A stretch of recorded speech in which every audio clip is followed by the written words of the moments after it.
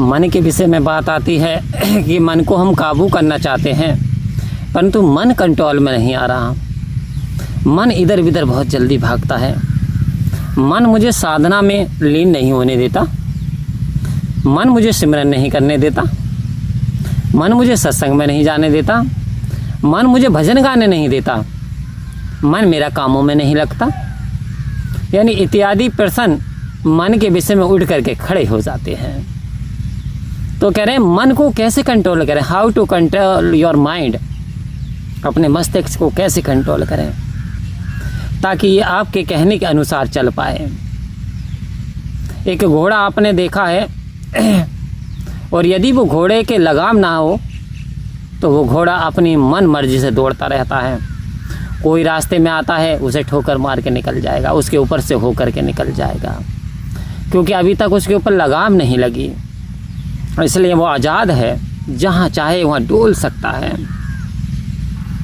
ठीक इसी प्रकार से जब घोड़े के लगाम लग जाती है और घुड़सवार उस पर बैठ जाता है तो घुड़सवार जिधर घोड़े को मुड़ाना चाहता है घोड़ा उधर मुड़ जाता है, क्योंकि लगाम डल चुकी है और लगाम है वो उस व्यक्ति के हाथ में जो उसके ऊपर सवार है। अब घोड़ा अपनी मनमानी नहीं कर पा रहा। जिस दिशा में घुड़सवार चलाना चाहता उस दिशा में घोड़ा दौड़ता चला जाता है। अब यानी घोड़ा बन गया है उसका नौकर, बन गया है उसका गुलाम, अपनी मन मर्जी से नहीं दौड़ सकता।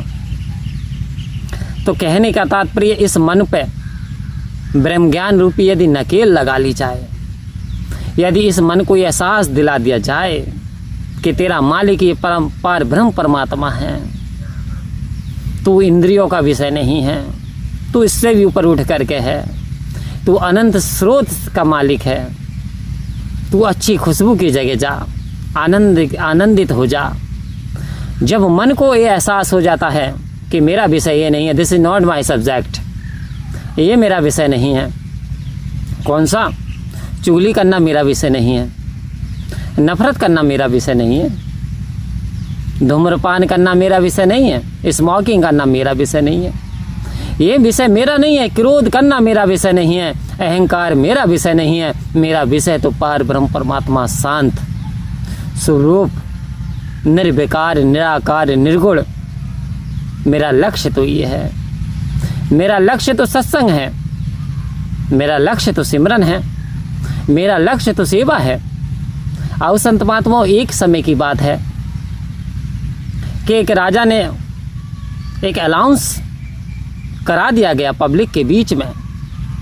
उनके पास एक बहुत बेहतरीन एक बकरा था। बकरे को देख करके राजा के मन में एक ख्याल आया और उसने ये ढिंढोरा पिटवा दिया कि जो भी मेरे बकरे को शांत करेगा, तृप्त करेगा, यानी वो खाना करने के बाद पेट पूर्ण भरा देगा, फिर खाना खाने के बाद खाना खाए नहीं, उसे मैं मन माफिक उसकी मुराद पूरी करूँगा, उसे अशरफिया दूंगा, उसे बहुत कुछ इनामात दूंगा। राजा की ऐसी घोषणा करा दी गई। सारे विद्वान पुरुष गांव के, नगर के, इधर उधर के कि हम तृप्त करेंगे साहब। उन्होंने अभ्यास किया। राजा ने कहा ले जाओ एक दिन के लिए, एक दिन के लिए ले जाओ और ले आने के बाद शाम को ये लाना कि मुझे तृप्त करके दिखाना, मन माफिक आपके मुराद पूरी की जाएगी।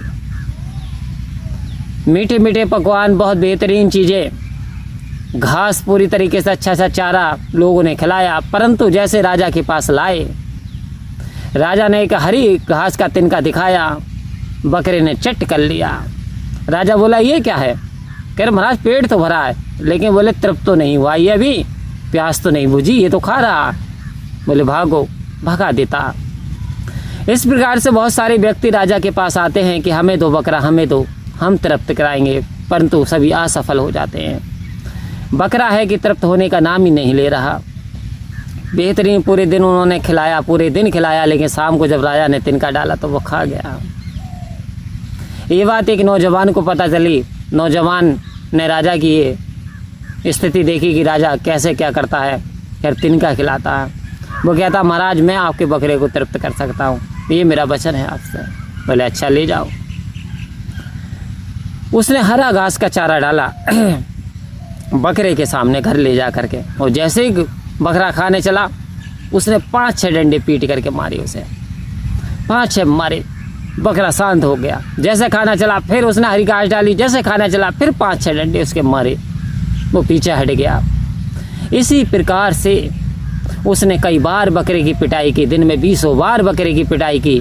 जब भी हरी घास का तनका दिखाता, बकरा खाने आता, तभी मार फिरता। अब बकरा ये समझ चुका था, ये यदि मैं हरा घास का ये चारा यदि मैं खाता हूँ तो ये बहुत पिटाई करेगा। इसलिए अब उसने बहुत सारे उसके आगे घास का ढेर डाल दिया, लेकिन बकरा पीछे हट गया। बकरे ने घास नहीं खाई। अब वो व्यक्ति मुस्कुराया, बोले हाँ अब चलो ले करके। जब राजा के दरबार में गए, बोले महाराज तर्क कर दिया मैंने आपके बकरे को। वो कहता ये तो खाली पेट है। बोले आपको खाली से मतलब क्या, आप तो हरी घास खिला करके यानी चेक करते हैं, तो चेक कर लीजिए। जब राजा ने चेक करा और वो हाथ में छोटा सा डंडी लेकर के राजा के पास ही बैठ गया सामने बकरे के।